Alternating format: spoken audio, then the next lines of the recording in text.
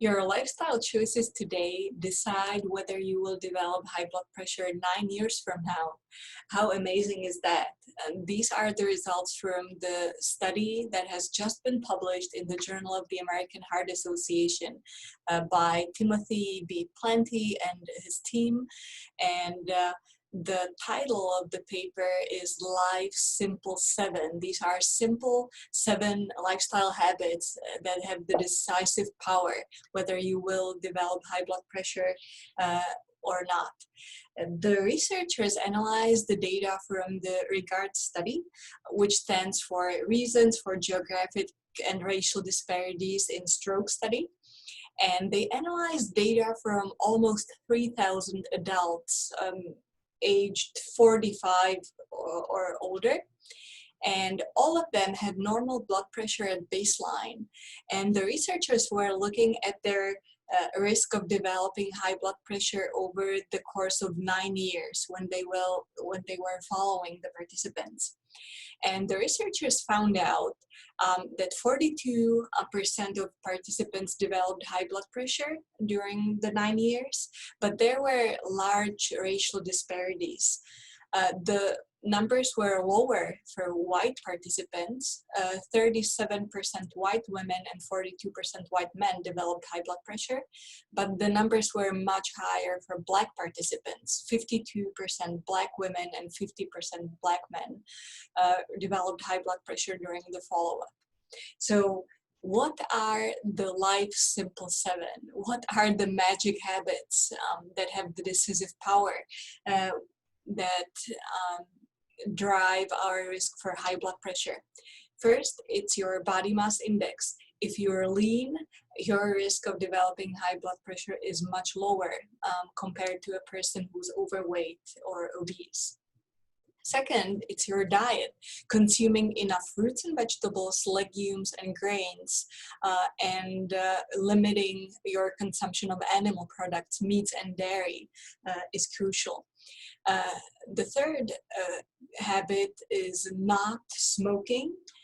Then physical activity, moving at least 30 minutes a day, monitoring your blood pressure and keeping it under 130/80, and also monitoring your plasma, cholesterol, and blood sugar, which are the lab results. You should do those every year or every couple of years.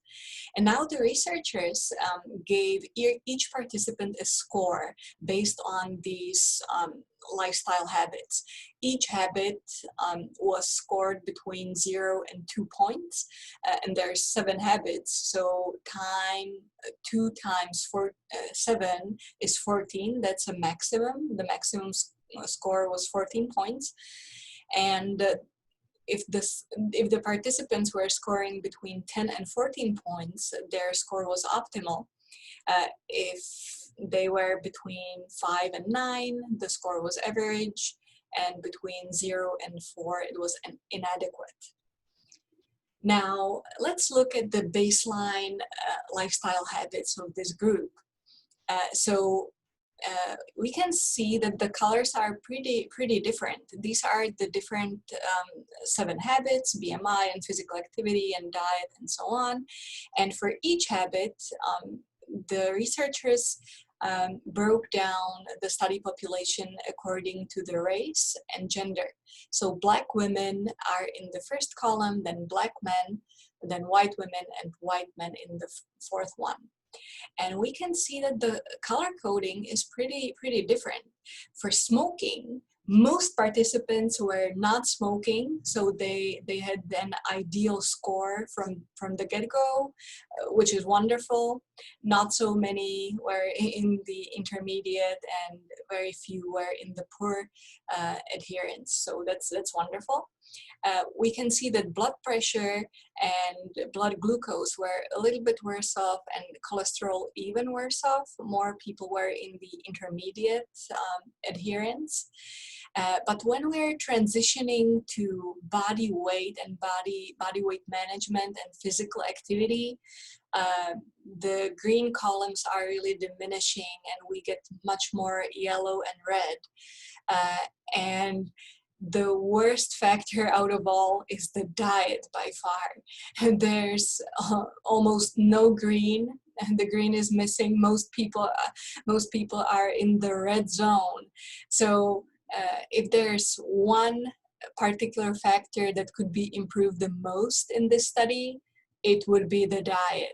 Now, there were several factors that were included in the diet score. The first one was eating at least 4.5 cups of fruits and vegetables every day. The second one was favoring fish over red meat.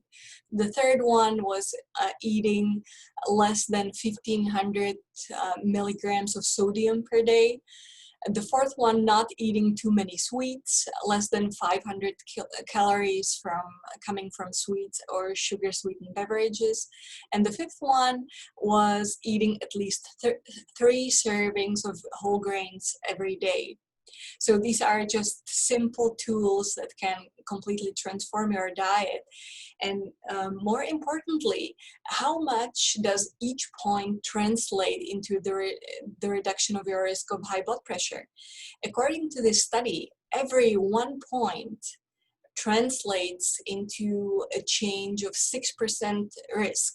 So that means if you improve your diet only by 1 point, if you start eating at least 4.5 cups of fruits and vegetables every day, then you are reducing your risk of developing high blood pressure in the next 10 years by 6%. And just to summarize and just to encourage you to develop the right lifestyle habits, first of all, be lean, keep your body weight within the normal body mass index range up to 25. Adopt a healthy diet with lots of fruits and vegetables and whole grains and legumes, and minimize your consumption of meat and dairy. Third, don't smoke, don't even start. Move at least 30 minutes a day. Monitor your blood pressure, your blood cholesterol and blood sugar. And these are the habits that have the decisive power and are able to completely protect you from developing high blood pressure 10 years from now. So it's really worth it. Thank you for your attention.